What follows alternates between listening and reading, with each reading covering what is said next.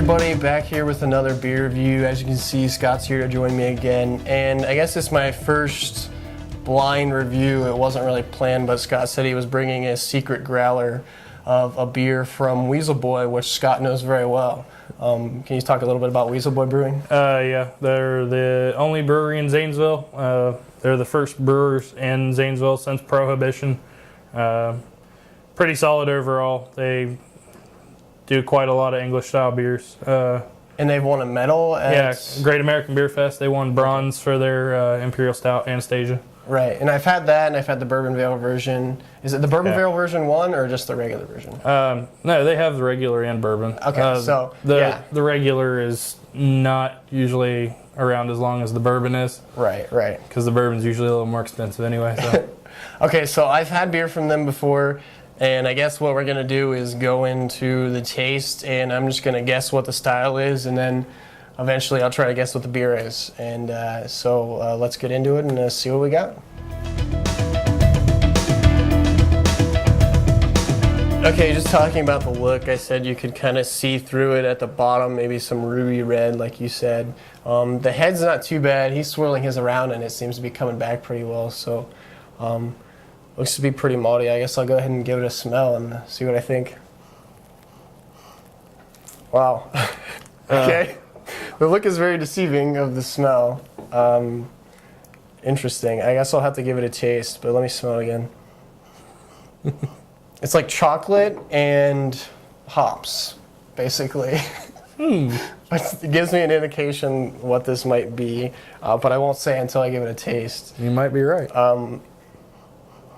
I don't know what kind of hop smell is that. Is it?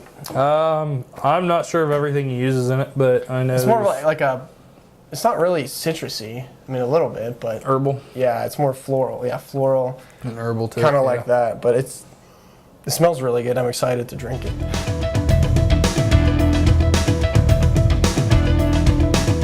All right, here we go, everybody. Cheers. Cheers, man. Let's see what I can get out of this.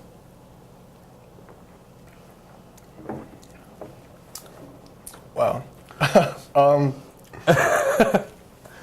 I think it's actually pretty easy. Is it a black IPA? Oh, wow. That was hard for you to guess. Yeah.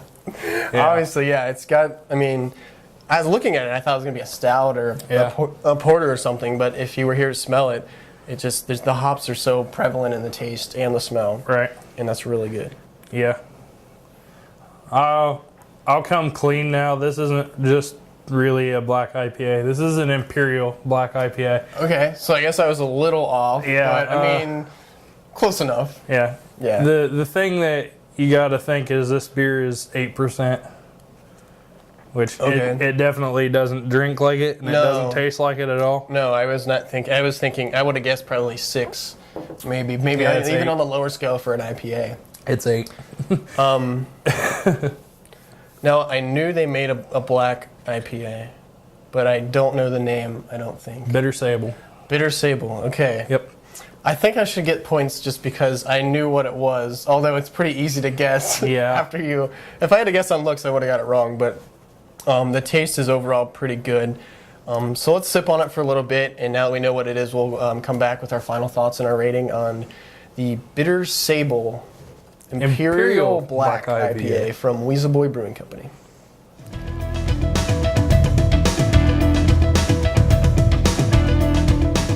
All right, back here with our final thoughts and our rating on the Bitter Sable Imperial Black IPA from Weasel Boy Brewing Company, which is about 30 minutes west of me. East, I mean, not west. That would be Columbus. Yeah. Yeah, sorry, 30 minutes east of where I'm at in Zanesville, Ohio, the only brewery there. They make a lot of solid beer, and I think this one follows through really well as to what they make. So what do you think about it?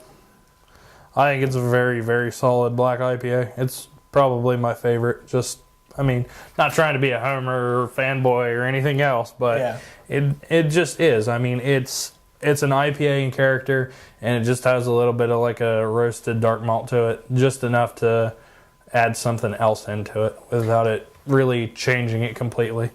Right. So, having not had this before, I told him earlier there's only one more Black IPA I'd probably put up above this, and that was the Stone More Brown Than Black. I reviewed that, and I think I gave it a really high score. But with that said, this is still a really, really good beer, and I'm really enjoying it. And like you said, it's not overly roasty, it's not overly hoppy, but it's still big in both of those flavors. Oh yeah. And it just kind of balances out in that aspect. It has both of those about the same amount. It tastes really good. And it hides the ABV pretty well, so. Yeah, I could drink this all night, and I don't know if we probably won't finish that growler, but this beer is drinking very good.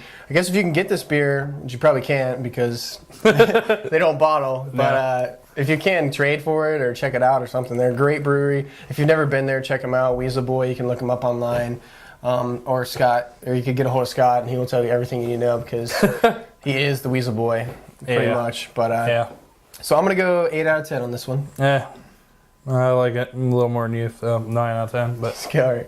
Of course, see what I mean? Fanboy. No, yeah. So 9 out of 10, 8 out of 10. And yeah, like I said, it's just a really good beer. I enjoy it, and I mean, for the style, it's a really great beer. I mean, for the style, it has to rate very high compared to the other ones. For sure. So, yeah, 8 out of 10 and 9 out of 10 from Scott. If you've had this beer, let me know. Make sure you comment, rate, and subscribe. Until next time, cheers. Cheers.